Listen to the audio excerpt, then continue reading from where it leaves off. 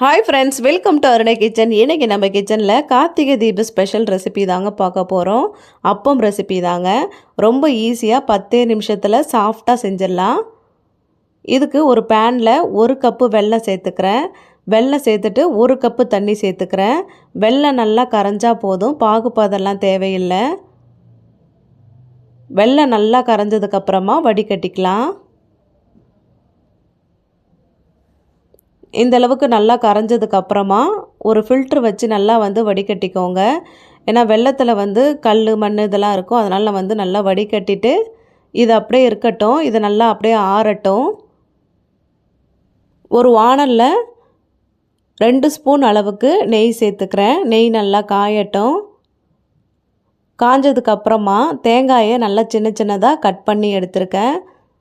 இதை நெய்யில் சேர்த்து லேசாக வறுத்து எடுத்துக்க போகிறோம். இது அப்பம் சாப்பிடக்குள்ள இந்த தேங்காய் அங்கங்கே கடிப்படக்குள்ள ரொம்பவே நல்லாயிருக்கும். இதை கண்டிப்பாக சேர்த்துக்கோங்க. இது சாப்பிட உங்களுக்கு பிடிக்கல அப்படின்னா நீங்கள் மாவு அரைக்கக்குள்ளேயே தேங்காய் துருவலாக சேர்த்து அரைச்சி எடுத்துக்கலாம். ஒரு ஈரமில்லாத மிக்ஸி ஜார் எடுத்துக்கோங்க. அதில் 1/2 கப்பு ரவை சேர்த்துட்டு நல்லா இந்த அளவுக்கு நைஸாக அரைச்சி எடுத்துக்கோங்க. ரவை நல்லா அரைப்பட்டதுக்கப்புறமா 2 பழுத்த வாழைப்பழம் எடுத்திருக்கேன். இதை தோலை உரிச்சிட்டு கட் பண்ணி சேர்த்துக்கலாம்.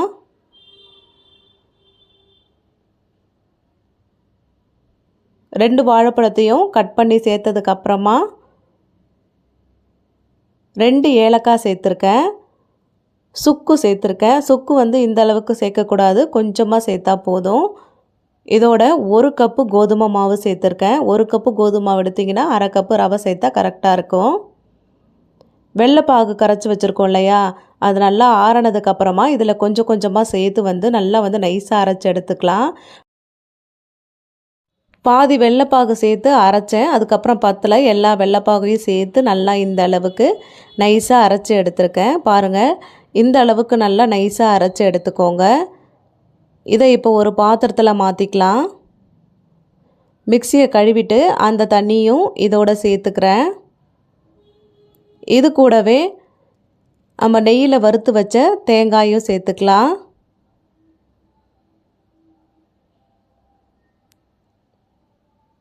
ஒரு சிட்டிகை உப்பு சேர்த்துக்கிறேன்.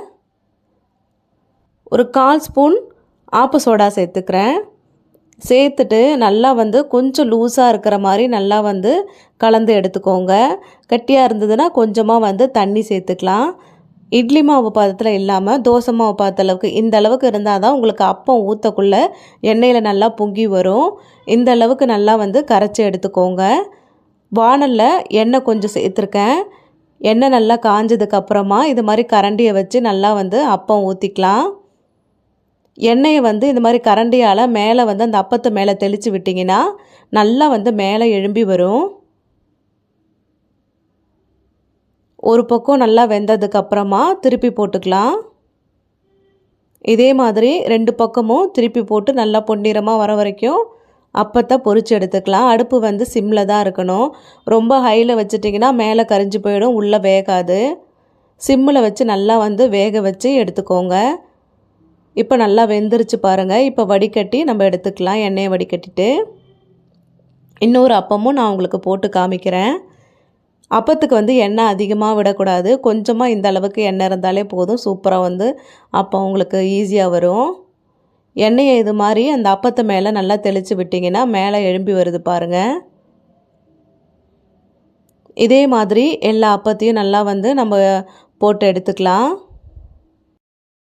நீங்கள் 1 கப்பு கோதுமை மாவு 1/2 கப்பு ரவை சேர்த்து இந்த அப்ப மாவு ரெடி பண்ணிங்கன்னா பெருசாக இந்த அளவுக்கு போட்டாலே 10 அப்பம் வரும். சின்னதாக போட்டிங்கன்னா ஒரு 15 அப்பம் வரும். ரொம்பவே சூப்பராக நீங்கள் கார்த்திகை தீபத்துக்கு மட்டும் இல்லை, பசங்க ஸ்நாக்ஸ் கேட்டாங்கன்னா டக்குன்னு இதை பண்ணி கொடுத்துடலாம். ரொம்பவே ஹெல்த்தியான ரெசிபி, ட்ரை பண்ணி பாருங்கள். இப்போ நான் 1 கப்பு மாவு போட்டதுக்கு எனக்கு இவ்வளோ அப்பம் வந்திருக்கு. இதை நான் உங்களுக்கு புட்டு காமிக்கிறேன் பாருங்கள். ரொம்பவே சாஃப்டாக நல்லா புசு புசுன்னு ரொம்பவே சாப்பிட நல்லா டேஸ்ட்டு ரொம்ப நல்லா சர்க்கரை அதாவது வெள்ளை அளவு எல்லாமே நல்லா சூப்பராக இருந்துச்சு. கண்டிப்பாக ட்ரை பண்ணி பாருங்கள். ரொம்பவே சாஃப்டாக இருக்குது. டேஸ்ட்டு ரொம்பவே நல்லா இருந்துச்சு. இந்த கார்த்திகை தீபத்துக்கு இந்த அப்பத்தை கண்டிப்பாக நீங்கள் ட்ரை பண்ணி பாருங்கள். எப்படி இருந்துச்சுன்னு கமெண்ட் பாக்ஸில் கமெண்ட் பண்ணுங்கள். வீடியோ பிடிச்சிருந்தா லைக் பண்ணுங்கள், ஷேர் பண்ணுங்கள், மறக்காமல் அருணை கிச்சனுக்கு சப்ஸ்கிரைப் பண்ணிடுங்க. Thank you friends.